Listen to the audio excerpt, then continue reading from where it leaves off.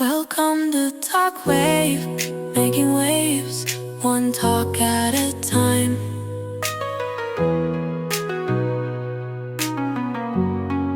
All right, so we're going to dive into a story that's pretty wild. It's about TikTok and its future here in the U.S. It's kind of become this, political football being tossed right to the incoming Trump administration. Yeah, and the timing of it all is fascinating. This ban is set to go down right as Biden leaves office, over a holiday weekend, no less. Really? Over a holiday weekend? Yeah, and get this, it's a law that Trump himself was pushing for earlier, but now it seems like let's just say his stance has shifted a bit. You're telling me, with all these reports and articles we've got here, this whole thing is like a cliffhanger in real life. Will TikTok actually vanish from app stores in the U.S.? What legal hurdles and political games are we talking about here? And what does this whole thing tell us about the bigger picture, like U.S.-China relations and how we deal with tech in this country? Okay, so let's back up a bit. The core of this is the Protecting Americans from Foreign Adversary-Controlled Applications Act. Biden signed it because of worries about TikTok's parent company, ByteDance, which is Chinese, concerns about data security, potential influence, all that. Okay, so that's the why. But how does this law actually work? Does it just make TikTok disappear? Not quite. It's more roundabout. The law actually targets the platforms that distribute TikTok. Think Apple's App Store, Google Play, even internet hosting services. They're the ones facing huge fines if they don't comply. And it's interesting. These companies, Apple, Google, Oracle, they could all be affected, but they've been super quiet about their plans. Oh, wow. They've been totally silent. Pretty much. That's not good. That just adds more fuel to the fire. So, we've got this deadline approaching, and it sounds like both Biden and Trump have limited options to stop the ban. Exactly. There is a provision for a 90-day extension, but the conditions are pretty strict. And from what we've seen, TikTok doesn't seem to meet them right now. Didn't I see that there was an attempt to extend the deadline? Yeah, there was this bipartisan attempt in Congress to do just that. Right. But Senator Tom Cotton, a Republican who's been pretty outspoken against TikTok, well, he blocked it, citing national security as the reason. Ah, I see. So it's not just a partisan issue. Right. And then on the other side, you've got Senator Chuck Schumer. He's actually urging Biden to use that extension and find what he called a responsible solution. So even within the same party, there's this split on how to handle this whole situation. It really shows you how many different angles there are here. You've got national security on one hand, but then you've got the potential economic impact, free speech implications, not to mention how massively popular TikTok is, especially with younger voters. And speaking of which, we can't forget about Trump in all of this. His stance on TikTok has been, let's just say, unpredictable. First, he was all for banning it during his first term, and now he's talking about saving it. Right, that's what I was thinking about. It's a complete 180. Exactly. It's quite the shift. Yeah, and what's wild is it seems like Trump's kind of developed this soft spot for TikTok. He's even said it helped him connect with younger voters during his campaign. And then there was that meeting he had with TikTok's CEO at Mar-a-Lago. It all seems very calculated. It definitely adds a layer of intrigue. And don't forget, Trump also went to the Supreme Court to try and delay the ban, so he could work on what he called a negotiated resolution. Oh, wow. That's right. Plus, we've heard TikTok's CEO is planning to be at Trump's inauguration. There's a lot happening behind the scenes. It sounds like it. And to make things even more interesting, Trump's pick for National Security Advisor Mike Waltz has been hinting at potential executive orders. It feels like we're in uncharted territory. It does. It really does feel like Biden, in his last days in office, strategically handed Trump a situation that's tailor-made for him, high-stakes drama, international intrigue, and a chance to swoop in and maybe cut a deal. Okay, pause here for a second. We've got this law that's a total political lightning rod, a deadline about to hit tech giants keeping their cards close to their chests, Yeah. and a president known for shaking things up and inheriting this whole mess. It's a lot to take in. It's like we're watching a political thriller, but it's actually happening. The future of TikTok in the U.S. is up in the air, and the next few days are going to be huge. So, where do we even start with all of this? We've got the Supreme Court.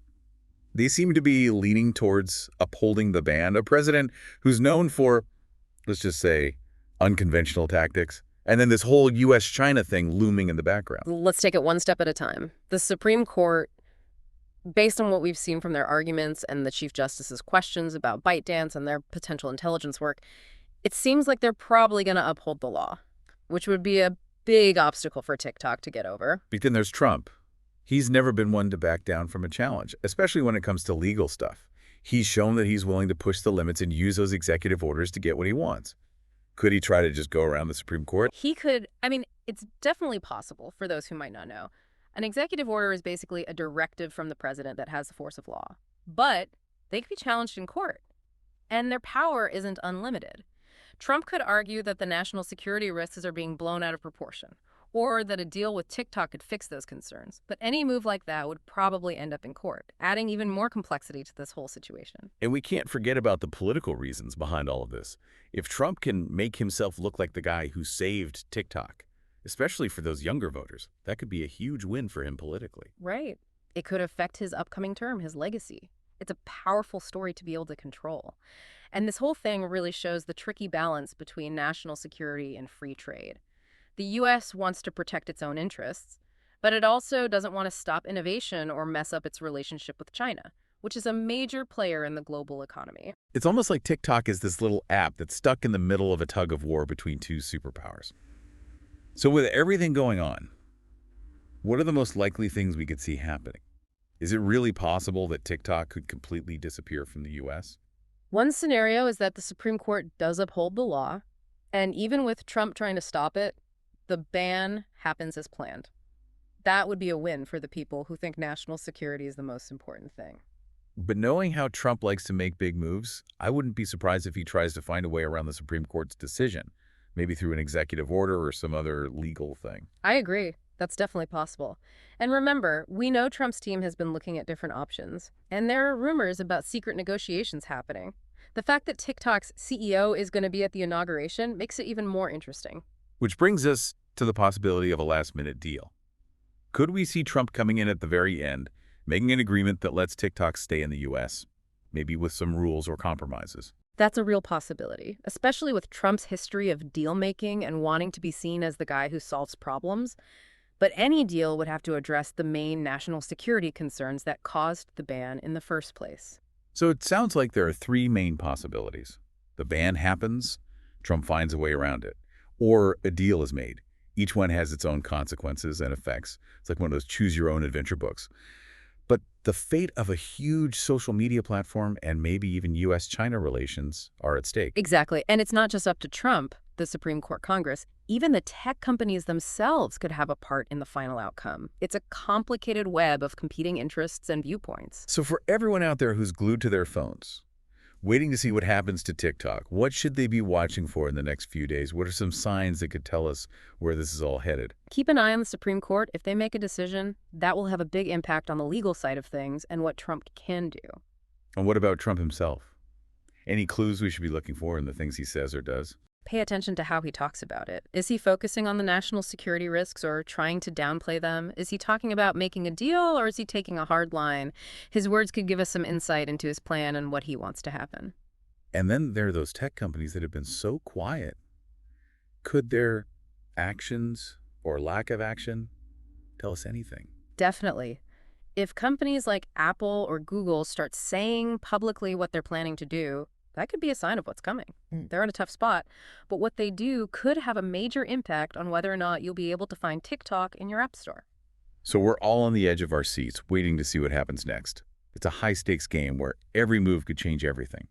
It's enough to make your head spin. It really is a complicated situation, but by understanding the main players, the legal and political stuff going on, and the possible scenarios, we can all try to make sense of this story as it unfolds and come to our own conclusions. Hopefully we'll have some answers before time runs out and TikTok's fate in the U.S. is decided. This feels like one of those moments where we're all watching history happen. It's crazy to think that an app, something you just download on your phone, could be at the center of so much debate and international intrigue.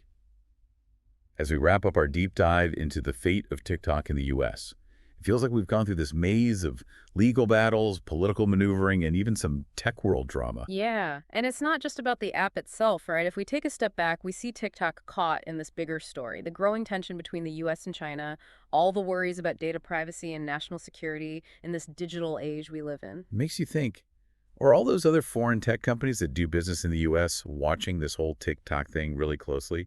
Could this be like a test case for how those companies are treated going forward? That's a good question. We've seen concerns about TikTok and its parent company ByteDance being linked to potential data security risks. possible influence from the Chinese government.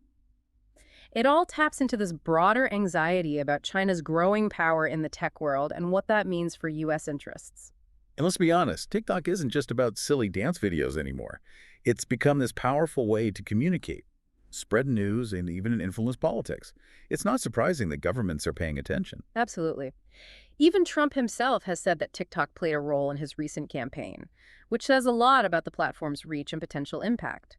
This case really shows how social media has become this force to be reckoned with.